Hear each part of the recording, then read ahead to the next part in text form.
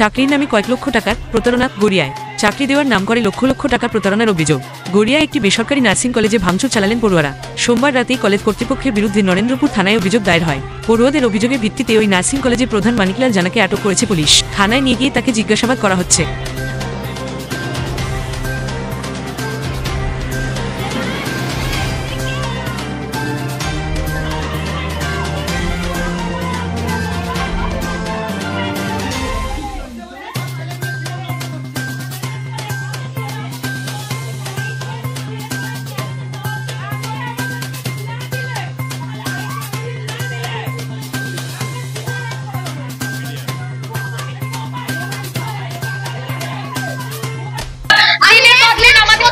আমাদের গায়ে অবধি হাত দেওয়ার চেষ্টা করেছে, আমাদের রুমের মধ্যে নিয়ে যেত, আমাদের ফোন বাইরে রাখতো, আমাদের গায়ে হাত দিয়েছে, আমাদের চর অবধি মাত্র বলতো কলকাতায় কোথাও চান্স পাওয়াতে দেবো না।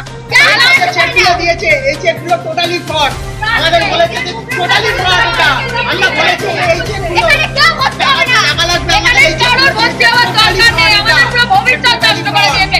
আমরা সরকারিতে পরীক্ষা দিতে গেছিলাম, আমাদের লোক পাঠিয়ে মার খাইয়েছে।